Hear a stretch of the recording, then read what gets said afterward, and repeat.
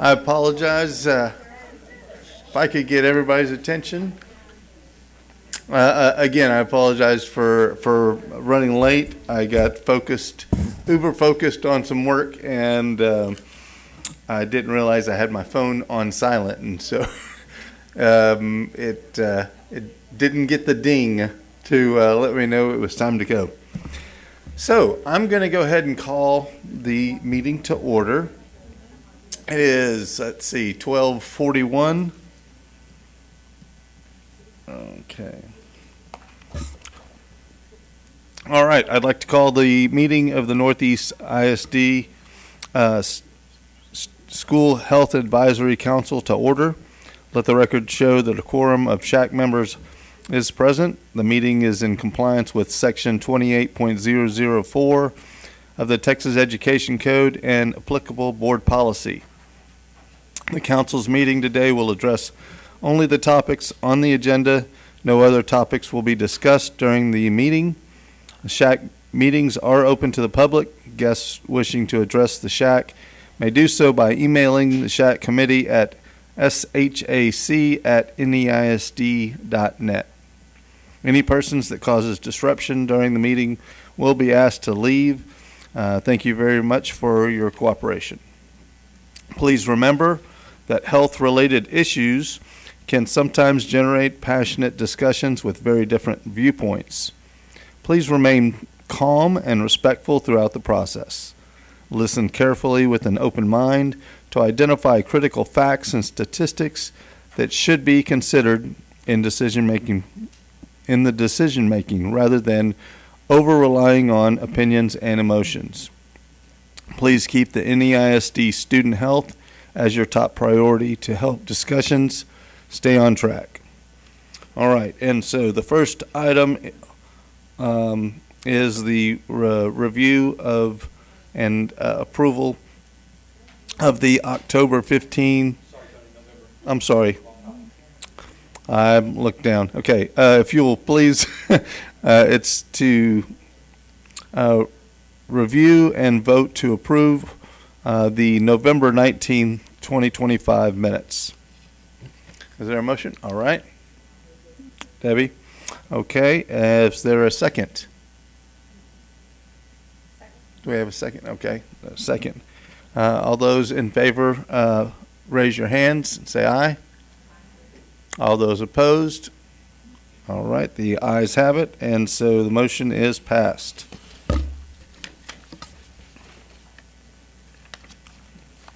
All right. Next on the agenda is the standing committees.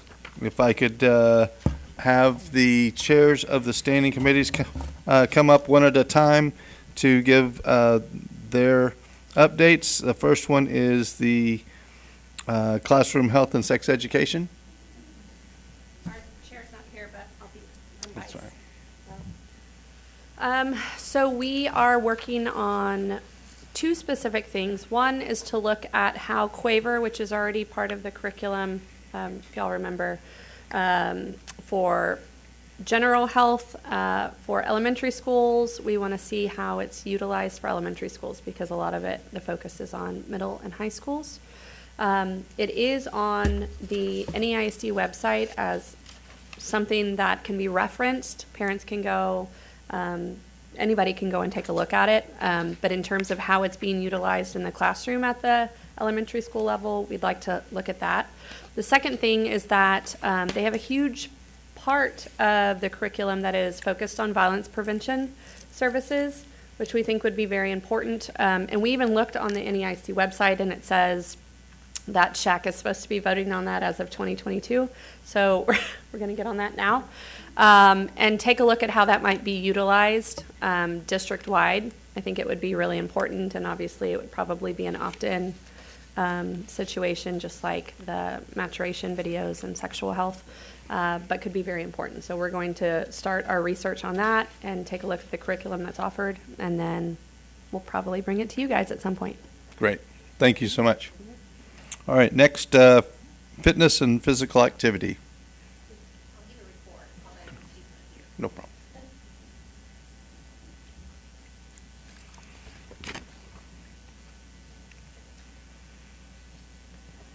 So I am Lori Fitch, and I'm on the physical fitness activity. We spent, as some of you that may have served before, but we spent quite a few years trying to get the new policy for the extended recess, 2 separate recess periods that finally went through and are implemented this year. So we are backtracking a little bit to continue to work on being able to track less people in the PE time so that there's a lot of incidences of being hurt, and so we're kind of trying to work on that at the elementary level where we could perhaps reduce the size of how many kids are in the gym at one time. And we are also working on the secondary level to continue to provide chances for physical activity before and after school for all children, even those not included in sports. So. All right, great. Thank you so much. Next up is nutrition. Hey, I'm Kat Lodge. I'm on the Nutrition Committee. In prior years, there'd been a focus on food insecurity, and we last session worked with Sharon Glosson to talk about what they need now. That is not the focus now for us. It seems to have been handled okay, and so we're looking at something that's achievable from a committee point of things. There are some really big issues that we can't as a committee honestly handle. But the district is doing a really good job at handling them themselves. So we're instead going to, we wanted to focus on, all right, what came in as a low score on that, what was it called? School Health Index. And one of the low score items was in regards to, I think it was in the low 2s out of 4. It was in regards to what foods and beverages are served and offered to students during the extended school day. Do those foods and beverages offered meet or exceed the smart snacks in school? Oh my gosh, that's a mouthful. Smart snacks in school nutrition standards, which could include events like donation nights, cookie dough, candy, pizza sales. So we're going to be looking at creating a really simple flyer for PTAs and, well, the teachers already know the standards, but so that the PTAs can have some guidance on what is required during the school day and what is recommended outside of school hours. And as a few of us on the Nutrition Committee have been on PTAs for many years, and you don't know what you don't know. So sometimes they get themselves in a little bit of a spot when they provide foods that they weren't supposed to provide during school hours. So we're going to treat it like educational, delivered kindly, and please do your best sort of thing. So that's what we're going to be working. We're going to get the guidelines from Sharon Glosson, and then we're going to go from there. All right. Thank you so much. And last but not least, the Safe and Healthy Schools. Okay, so we were discussing last year, we were talking about phone policies in schools, but that obviously got taken care of with the state of Texas. I mean, I know there's still some stuff going on with that, and we just kind of revisited a little bit, but mostly we just put that to the side because it's kind of out of our hands. And so we started brainstorming other topics. We started thinking about maybe safety, awareness and securities, like coming in and out of the doors, how kids tend to hold it open for somebody and some stuff like that, just to create awareness, like you're not supposed to do that, it's polite, but we shouldn't be doing that. We thought about ways just to increase awareness with that. And then we also started to address supporting teachers with discipline in class, like because they can only do so much to a student, and the discipline is, there's like sometimes not maybe enough discipline because the student doesn't really care because they don't really get in that much trouble. So how can we support the teachers or the staff with like helping to come up with some other ways to do that? And that was last time. And then this time we were started to discuss some other things that we might look into to help with supporting staff with counselors wise. Great. Thank you so much. All right. Next item on the agenda is the report for the school health index. We're going to postpone that. I apologize to Dr. Cruz Ramau for having to show up and I'm not being here. So she's going to come back and present at a later date. Okay, next is the Counseling and Guidance Services. Ms. Garcia, thank you so much for coming, and again, apologize for you having to wait. Not a problem. I'm Rose Garcia, the Director of Counseling and Guidance, but I'm also going to ask Julie to come up here with me because she's going to help just go through some of this with us. What I was asked to present is how we are using our Quaver Ed curriculum that you all approved for us last year. Not really curriculum, but resource for our counselors to use in guidance lessons. And it has really been a fantastic resource. I want to thank you all for approving this. This shows you a little bit of how much it's been used across the elementary schools. We were able to add middle schools to this as well. And you'll see there are some schools that we are still working with, getting them into the classrooms, but this is a huge, I would say, a huge growth. By providing these resources, it allows the counselor to actually get in and have these conversations with students as opposed to taking the time, making the time to create their own lessons. It's very interactive for our students. They have the lessons include songs and games, and in addition to teaching them the required lessons that are required by the state, it's allowing them to learn those things in a fun way. So it has really great videos and catchy songs, and the kids are excited about using it. Our middle schools started using it this year. In the previous years, our counselors were using the health portion of Quaver that you all had approved before, so there was some lessons in there that they would access and use with students. And now we have Quaver Ready, which focuses more on character development, and so our middle school counselors are being able to use that as well, and it's been aligned very well for them. It's not just for elementary, our middle school students are enjoying it as well with the videos that are included and the games that they also include in there. So I just wanted to say thank you for the use of Quaver. Again, it is, like you said, listed on our website, so anybody has access to see those lessons. Is Quaver there already up there too? Do you know? I don't know. Yeah, our website right now is totally, I would have to say, under construction. So when it migrated to the new format, there are some things that didn't migrate with it. So we're still in the process of making our website more user-friendly, I would say. So if it's not there, it will be there because it is available for parents to go in and see all the lessons that the counselors can go in and choose from. Are there any questions about Quaver? Yes, ma'am.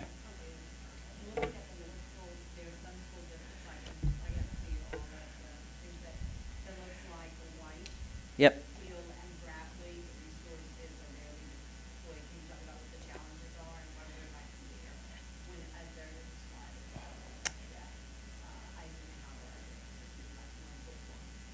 I can tell you that at Ed White, it is most likely because of the different, what's the word I want to use? Responsive services that are needed at that campuses are probably coming into play and getting them time into the classroom to see the students because it's at a higher rate. As for Hill, I'm not quite sure. I can't give you an answer to that. I need to check with that campus to find out why they haven't been, or if they're just not using Quaver as what they're using going into the classroom. There are some counselors that we have created. We had a Google Drive that we had approved lessons that were able to be used in years past, and they may be using those as opposed to Quaver. I'd have to get back to you and let you know exactly what's happening at Hill. Yeah, if they only access it once and then they go through and get what they need from it and then go into the classroom, it's not showing their usage as much in the Quaver side too. Like they can go through and pull worksheets out or scenarios out for kids to use, but not actually show the videos or the songs that are within Quaver, that they wouldn't have to access it every time they went into a classroom. So I will find out because I have the same questions as to why the use is not there. And Bradley, again, this is their year of transition and having a lot more students on their campus. So I think they're trying to figure out how they're managing their students there. But those are the three campuses that we'll definitely be working with to find out what's going on there. And I know, I'm looking at Montgomery, and I know she's in classrooms a lot and had a lot of support on small groups, so I'm not quite sure what, there are conversations that need to be had on the ones that you're noticing that are not being used. I have those same questions. Mm-hmm. Anybody else? Questions on Quaver? Okay, so Ms. Magadance is going to go over with you what we did with our SB 12. This was the law that went into effect this year for counselors and how we were able to talk to students or visit with students and what rules we have to follow in regard to that. So Ms. Magadance played a huge role in making this very easy for parents to understand when we had to send out our consent forms, as well as for our counselors to know where they have to check for these permissions before they can actually work with our students. Okay, thank you. I'm Julie Magadance. I'm the Assistant Director for Counseling and Guidance. And we want to just tell you about the way that we are putting SB 12 into practice, and so how that implementation is happening in Northeast. And the way that we look at it, the law says that all students will have general caretaking provided to them and emergency services provided to them, and that those things do not require parent consent in order for students to receive those two services. That's that general caretaking, hey, is everything going okay? You doing all right today? All of those kinds of general caretaking. And again, emergency services, life-saving support, including any of our crisis protocols for students who may be experiencing suicidal ideation or self-harm or homicidal ideation. Those things are provided to students without any need for parent consent. And then when we look at the parent consent requirements that came as with SB 12, SB 12 required that parents be able to opt out of any specific health-related service by individual service that they wished to opt out from. We thought the opt-out and opt-in wording is a little bit difficult sometimes and can get confusing. Am I opting out of providing the service or opting into getting the service? And so we are using decline as a word to try to make things a little bit easier within our district. And so we are saying that routine health-related services, that SB 12 says all parents have a right to decline any of those services individually that they would like to at any time throughout the year. And so overlaying that ability to think about health-related services, we looked at the Comprehensive School Counseling Program, which is the model that Texas uses, that Texas Education Association uses for school counseling services in the state of Texas. And it is broken down into 4 components, and those 4 components are classroom guidance lessons, responsive services, individual planning, and then system support. But system support is really the management of that counseling program for the school or the district. So system support isn't something that somebody needs to decline, because it's really just finding time to answer emails for counselors and making sure that they have, schedules printed and various things like that, running their department.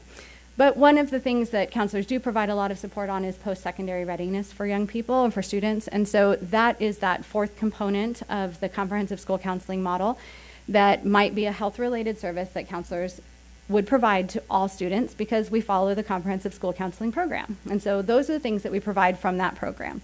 So we created a consent form for parents to be able to follow the law, to be able to opt out of any of those or decline any of those services that they wanted to, that would otherwise be provided to all students. So we provide responsive services, individual planning, classroom guidance, and post-secondary readiness or post-secondary supports to all students, unless a parent declines one of those services or one or more of those services.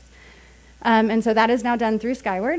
We were able to work with our MIS department. They created an app that parents could fill out through Skyward Family Portal to decide if they wanted to decline any of those services. And if they did, that declining of it then led to a note for counselors and other staff to be able to see on the campus with that student's profile that they are not to receive that service.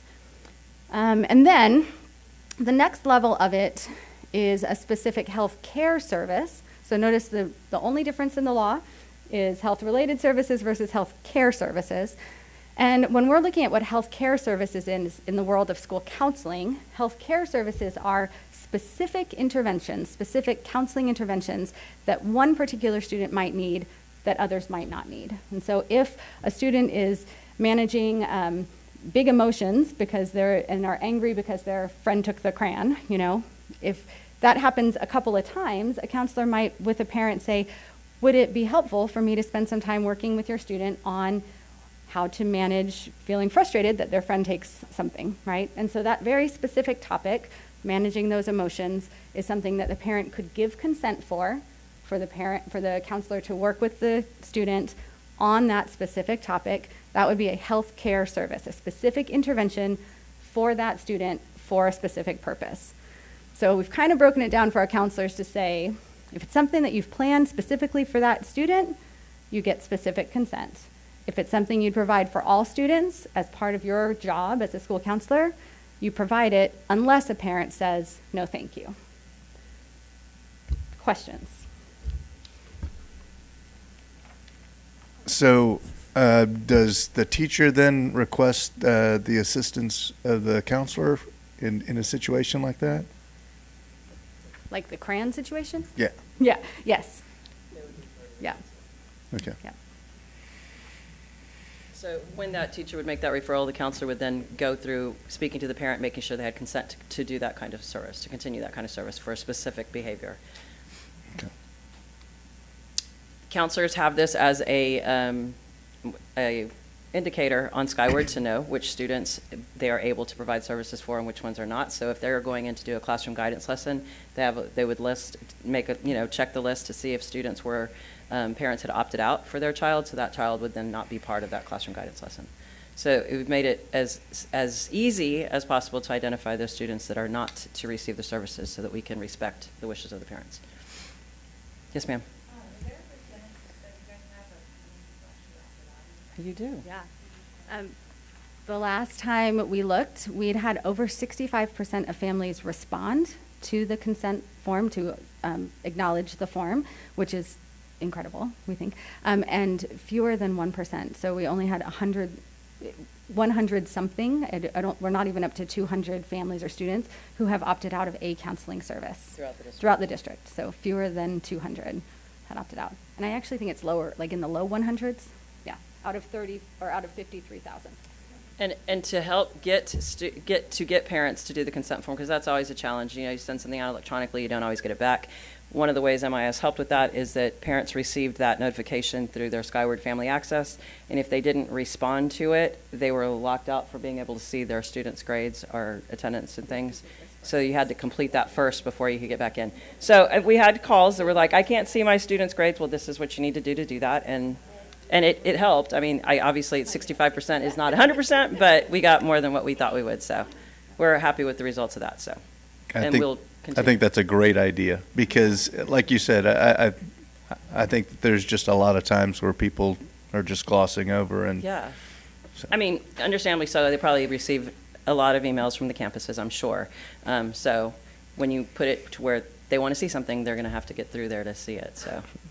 And that way we get the accurate information for what they want for their child. So. Yeah. Is this an annual process? For the consent form? Oh, wow. Yeah. So. It's actually an everyday process. It is an everyday process because parents can change it at any point. They can change their consent at any point. So hopefully the beginning of next year, we might be able to get a bigger response since this didn't start till after September. Parents are used to getting all those forms at the beginning of the school year, so hopefully we'll get a better percentage of participation next year. That's the hope. So, yes. So this might seem like a whole lot of work for just less than 100 people to opt out. Yes, ma'am. Not your time? MIS has made it a little bit easier for us to manage, I think. We thought going into it was like, how are we going to figure this out? But I think working with MIS and being able to have that indicator on our Skyward Access, that makes it a lot easier for the counselor to just be able to see at a glance who they can talk to and who they can't. Yes, ma'am.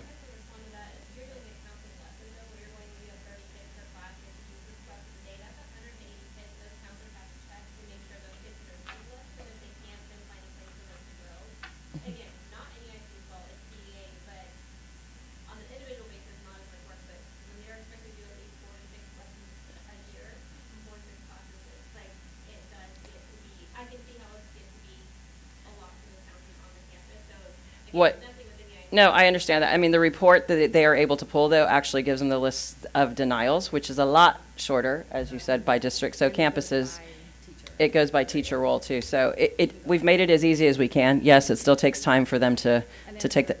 But you're right. Supervising the students that are not able to participate is yet another hurdle that they have to figure out. So, And then the last thing we wanted to share with you is just what our required guidance lessons are by the state. There's 4 required topics for every grade level, and it's healthy coping skills and mental health. That's where we talk about suicide prevention. There's positive peer and family interaction, which is really building healthy relationships with friends and everybody, you know, and bullying, cyberbullying, and social media safety. And then the 4th one of drug and alcohol prevention to include the fentanyl awareness. So those are the 4 required topics for counselors to review or go over with their students. And then a lot of the time is spent, especially secondary, is spent on academic counseling and making sure students are correcting or selecting their courses for the next year in alignment with what they want to do post high school. So that's currently the cycle that we are in right now. This is when course selection is happening and course fairs. And today our 8th graders went and visited the high schools to be able to see what high school life is about and start thinking about what classes they want to take. So that is, in a nutshell, I guess, where our counselors spend a lot of their time. I would love to say that we're at 80-20% like we're supposed to be by the state, but we're not there yet. We're hoping to be at some point. Any questions? Thank you. All right. Go Thank ahead. you so much.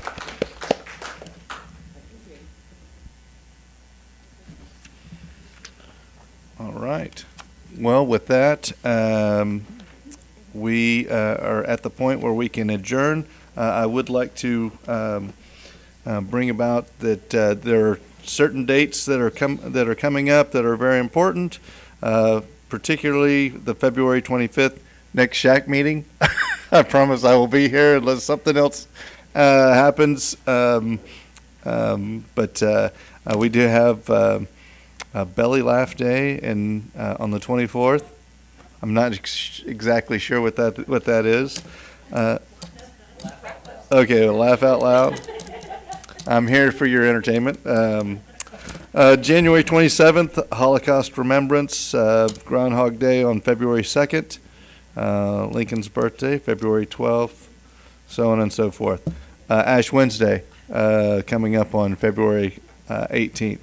But again, this is, I guess, this month, we'd like to recognize Ms. Cox and all of the Board of Trustees for all of their hard work, their dedication and service to not only our school district, but all of the students within our school district and the staff. We appreciate all that y'all do. It's a thankless job, but we do give you big props and thanks for all that you do for us and the school. And with that, let's see, it's 1:10 and we are adjourned. Thank you all very much. We'll see you next month.